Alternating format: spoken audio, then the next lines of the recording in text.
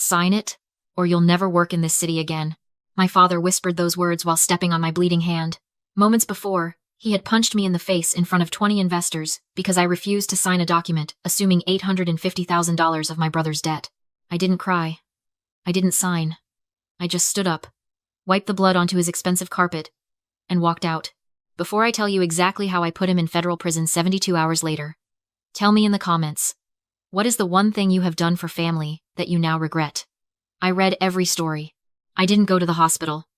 I drove straight to my apartment, locked the door, and went to the bathroom sink.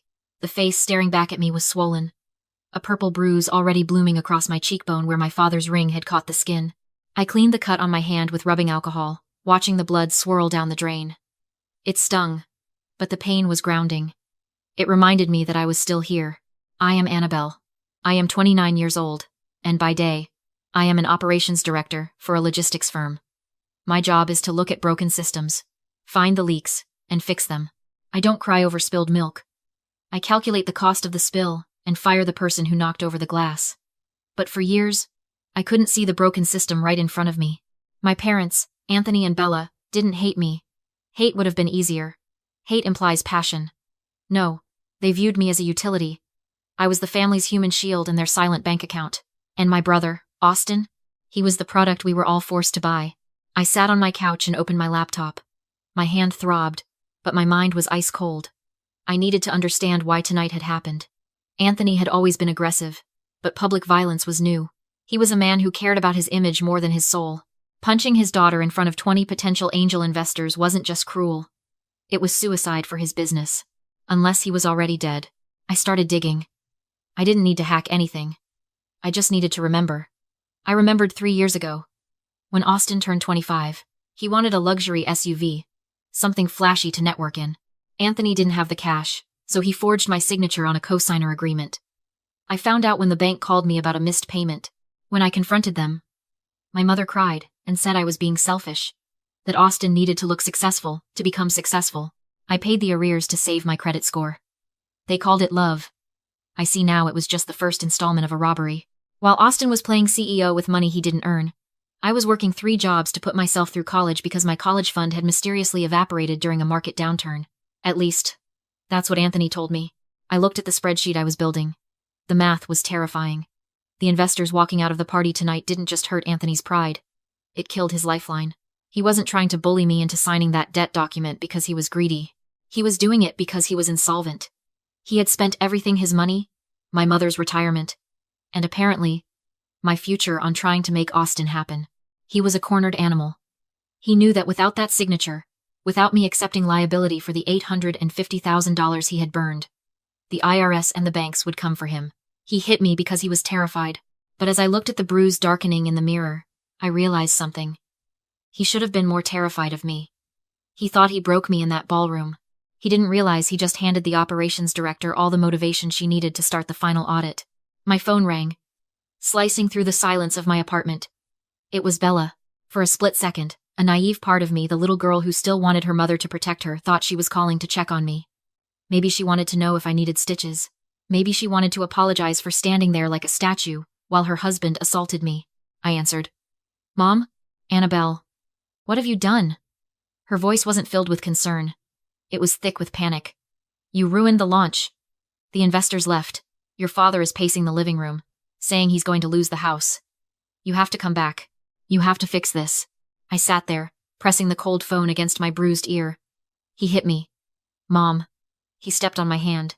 He was stressed, she shrieked. You provoked him. You know how much pressure he is under. Just come back, sign the papers, and we can put this behind us. Do you want to see us on the street? Is that what you want?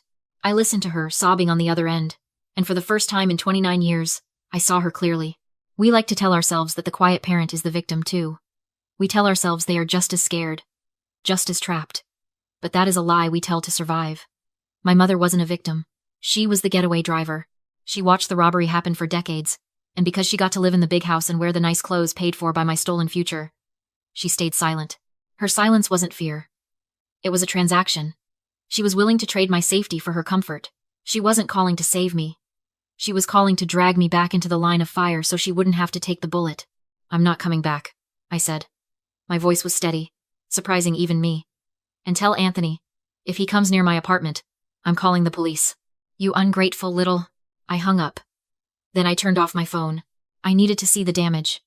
I needed to know exactly what they were trying to hide. I opened my laptop and navigated to the online portal for the family trust. My grandmother had left it for me and Austin, to be accessed when we turned 25. I was 29. I had never touched it because Anthony insisted the market was volatile and he was managing it for maximum growth. I typed in my old password, access denied. Of course. They had locked me out. They thought they were clever.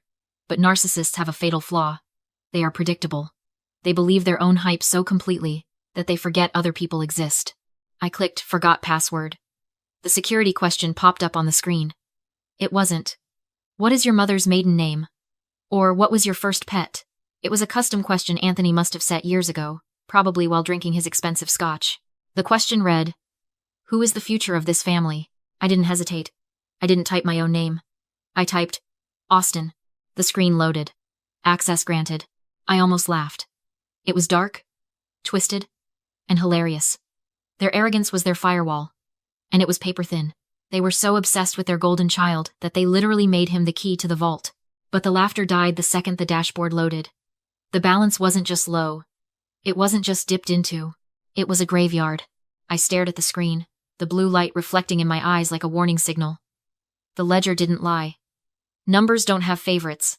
Over the last 5 years, my father hadn't just managed the trust. He had hollowed it out. I scrolled through the transaction history, and it was like reading a diary of my brother's failures. Paid for with my inheritance.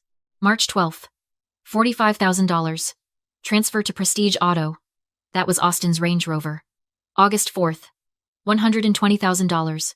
Consulting fee to A-Level Solutions LLC. I looked up the LLC registration. The registered agent was Austin Hargrove.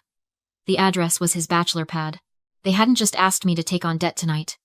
They were trying to get me to sign a retroactive loan agreement to cover up the fact that they had already stolen $850,000 of my money.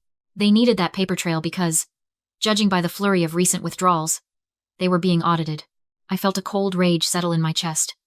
It wasn't the hot, tearful anger of a daughter betrayed. It was the clinical, icy fury of an auditor who just found the discrepancy that brings down the company. Then I saw it. The smoking gun. At the very bottom of the dashboard.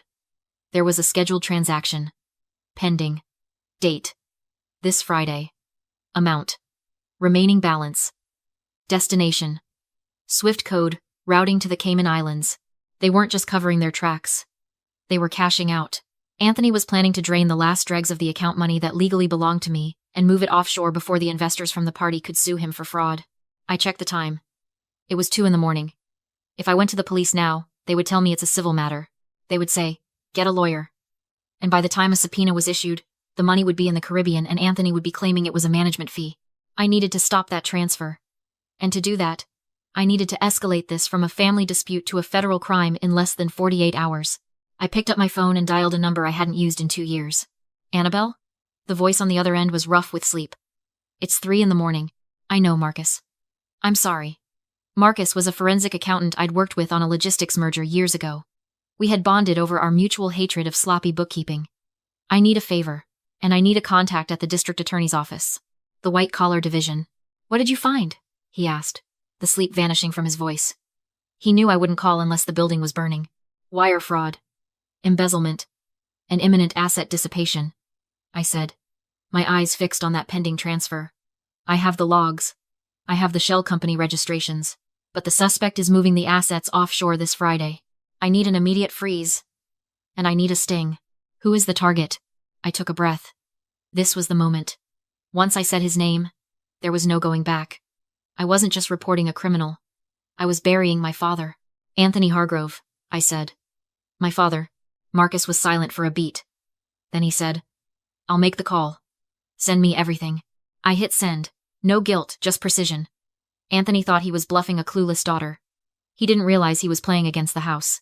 Friday morning, Anthony and Austin strode into a downtown high-rise in expensive suits, wearing confidence like cologne.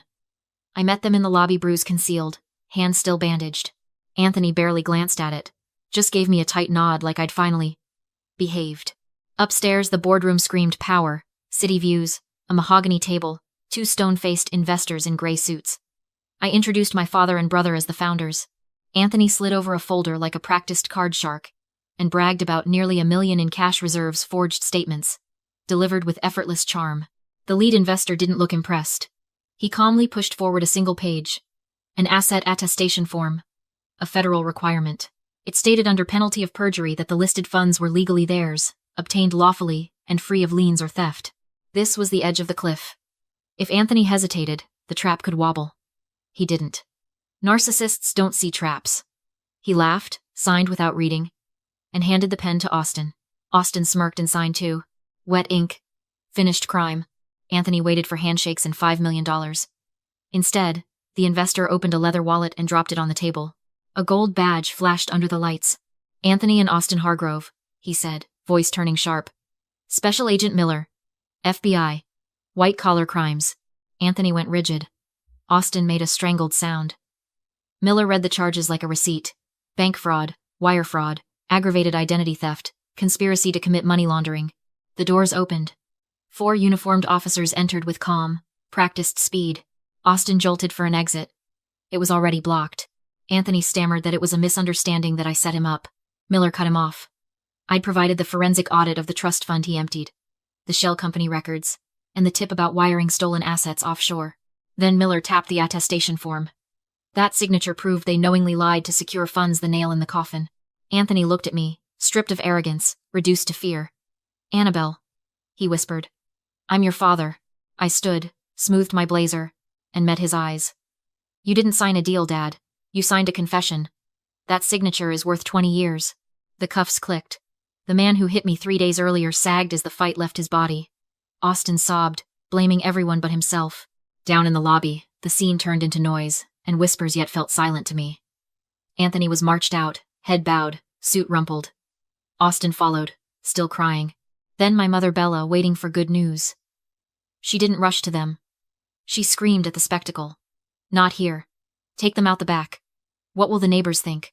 Even now, she cared more about the audience than the ruin.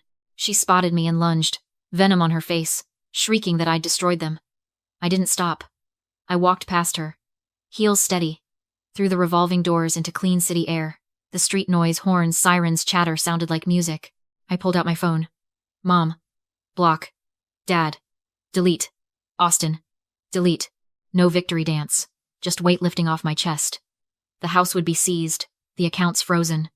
The parasites locked inside consequences they built themselves. I headed for the subway back to my small apartment. My job. My life. I used to think revenge was making them pay. Now I know it's simpler. Refusing to pay for them. Ever again. I'm free. If you've ever had to become the villain in someone else's story just to survive, drop survivor in the comments. Share this if you believe freedom is worth fighting for.